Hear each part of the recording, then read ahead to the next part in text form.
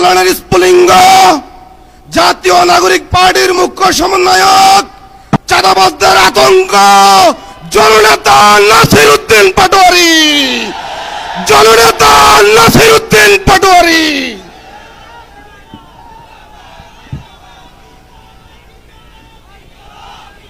আসসালামু আলাইকুম ওয়া রাহমাতুল্লাহ। বিসমিল্লাহির রহমানির রহিম।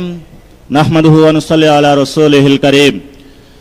সম্মানিত 11 দলীয় ঐক্যের নেতৃবৃন্দ, উপস্থিত আছেন সম্মানিত সাংবাদিক ভাইরা, উপস্থিত আছেন সম্মানিত প্রশাসনের ব্যক্তিবর্গ, উপস্থিত আছেন বাংলাদেশের অতন্দ্র প্রহরী ভাইরা, যাদের হাতে আগামীর বাংলাদেশ নিরাপদ, যাদের হাতে আগামীর মা বোনদের নিরাপত্তা নিশ্চিত, যাদের হাতে বাংলাদেশের মানুষের অধিকার নিশ্চিত।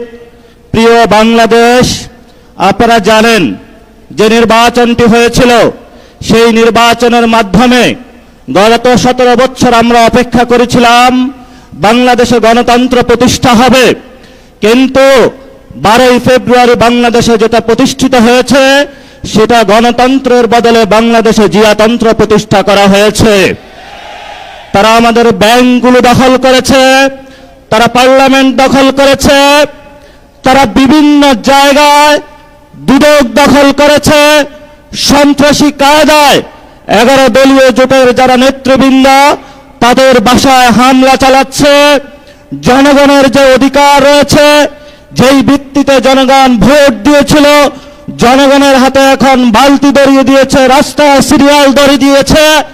আমরা যেখানে নিশ্চিত চেয়েছিলাম বাংলাদেশের মানুষ, ব্যবসায়ীরা নিরাপদ থাকবে, আজকে একজন ব্যবসায়ী আমাকে বলছেন 6টার পরে হলো দোকানে কাস্টমার আসে, 6টার পরে হলো সরকার আমার দোকান বন্ধ করে দিয়েছে। পেট্রোল পাম্পের সামনে গিয়েছি, একজন পাঠা উবার চালক আমাকে বলছেন আমি এই বাইক চালিয়ে হলো টাকা ইনকাম করে আমার সেই গ্রামে বাচ্চাকে পাঠিয়ে থাকি, সারাদিন সিরিয়াল ধরে থাকি, যখন পেট্রোল পাম্পের সামনে যাই বলা হয় যে তেল নাই, আবার সন্ধ্যায় সিরিয়াল ধরি, আবার বলে তেল নাই। তাহলে আমি সংসারটা চালাবো কিভাবে?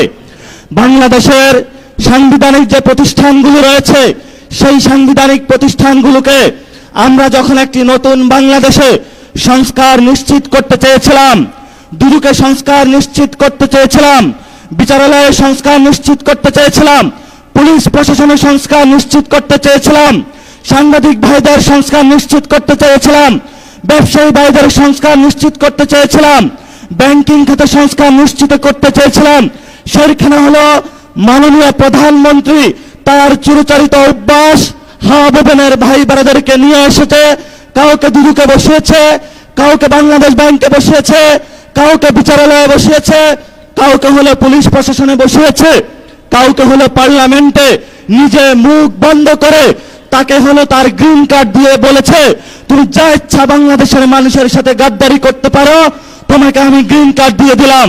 এই যদি হয় জিয়াউর রহমানের সন্তানের ভবিষ্যৎ, এই সন্তানের ভবিষ্যতের সাথে বাংলাদেশের ভবিষ্যৎ যাবে না, যাবে না, যাবে না।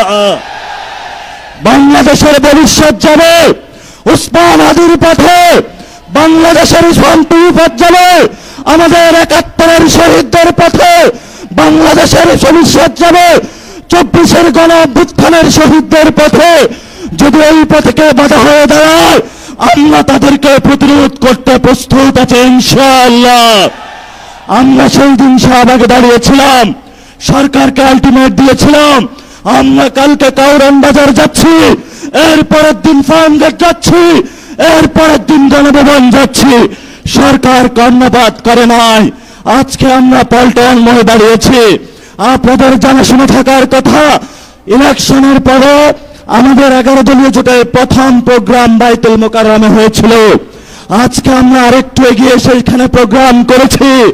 ইনশাআল্লাহ আমাদের এই মিছিল যদি সরকার সঠিক পথে না আসে, জনগণের গণভোটের রায় বাস্তবায়ন না করে, সংস্কার প্রক্রিয়া বাস্তবায়ন না করে, জনগণের অধিকার নিশ্চিত না করে, দ্রব্যমূল্যের দাম না কমায়, জ্বালানি সংকটের নিরসন না করে এবং বিচারালয় থেকে শুরু করে সকল যে জায়গায় সরকার গুন্ডা সন্ত্রাসী হাওয়া ভবনের লোক বসিয়েছে।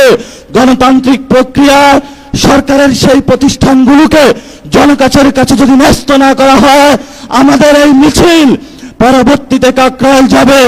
এক এক করে সরকার যে পরিকল্পনা করছে বাংকার বানানোর জন্য, আমরা সেই বাংকারে গিয়ে উপস্থিত হয়ে বলবো বাংলাদেশ স্বাধীন। সেই স্বাধীনতার আওয়াজ দিয়ে আমাদের এই মিছিল চলবে, আজাদির সংগ্রাম চলবে। আপনারা দেখেছেন পার্লামেন্টে আমরা যেমন ডিসিপ্লিন, রাজপথে ডিসিপ্লিন। সরকারের প্রশাসনের ভাইদেরকে বলবো আমরা এখানে ডিসিপ্লিন কায়দায় আছি, ভবিষ্যতেও থাকবো। অতীতে যেই ধরনের জনহয়রানিমূলক প্রোগ্রামগুলোতে কোনো কর্মসূচি আপনারা বাস্তবায়ন করেছেন, সেইভাবে যদি কোনো কিছু করা হয় আপনাদের সাথেও আমাদের প্রতিহত হবে ইনশাআল্লাহ। আপনারা আমাদের ভাই যারা মিডিয়া পাড়ায় আছেন, আমরা জানি আপনাদের যারা মালিকবৃন্দ রয়েছেন অনেক জায়গায় গিয়ে তারা তাদের আত্মসমর্পণ করেছেন, কিন্তু যারা সাংবাদিক ভাইরা যারা আপনারা আজকে এখানে ক্যামেরা ধরে আছেন, যারা রিপোর্টিং করছেন, যারা স্টাফ রিপোর্টার আছেন, যারা বিভিন্ন নিউজে এক্সিকিউটিভ পদে আছেন, আপনারা কিন্তু কারো কাছে মাথা বিক্রি করেন না, এটা আমরা জানি। আপনারা শহীদদের পথে আছেন, আপনারা আহতদের পথে আছেন, আপনাদের লড়াই জারি থাকবে। সচিবালয়ে যারা আছেন, আপনারা রাজপথে যে মানুষগুলো যুদ্ধে অবতীর্ণ হয়েছে এবার তাদের সাথে থাকবেন। সাথে সাথে যেই ব্যবসায়ীরা গুলশান অফিসে সিরিয়াল দিয়েছিলেন এখন আমাদের কাছে এসে কান্না করছেন, কান্না তখনই আমরা শুনবো যেদিন আপনারা গুলশান অফিসে লাইন বন্ধ করে জনগণের কাছে আসবেন, তবেই আমরা আপনাদের ওই দিন কথা শুনবো। তারেক রহমানের কাছে আপনারা বর্গা দিয়েছেন, সকল প্রোডাক্ট কিন্তু তারেক রহমান কিনতে পারবে না। যদি কনজিউমার বলেন, কনজিউমার কিন্তু আমরা। যদি ভবিষ্যৎ আপনাদের নিরাপত্তা নিশ্চিত করতে হয়, নিরাপত্তা নিশ্চিত কিন্তু আমরাই করব। ভবিষ্যৎ বাংলাদেশের যে আজাদী সংগ্রাম, মুক্তির সংগ্রাম, গণতন্ত্রের সংগ্রাম, জিয়াতন্ত্র থেকে মুক্তির যে সংগ্রাম, জিয়া ফ্যামিলিকে বাংলাদেশ থেকে, বাংলাদেশের মানুষকে জিয়া ফ্যামিলি থেকে উদ্ধারের জন্য যে সংগ্রাম, সেই সংগ্রামের সবাই ঐক্যবদ্ধ হবেন, রাজপথে থাকবেন, লড়াই চলবে দুর্বার গতিতে। আসছে ফাগুনে, বসন্ততে, আগামীর দিনগুলোতে দ্বিগুণ, তিনগুণ, চতুর্গুণ হয়ে ইনশাআল্লাহ আমরা মাঠে ফিরব। সবাইকে আসসালাম। ইনকিলাব জিন্দাবাদ, আজাদী জিন্দাবাদ।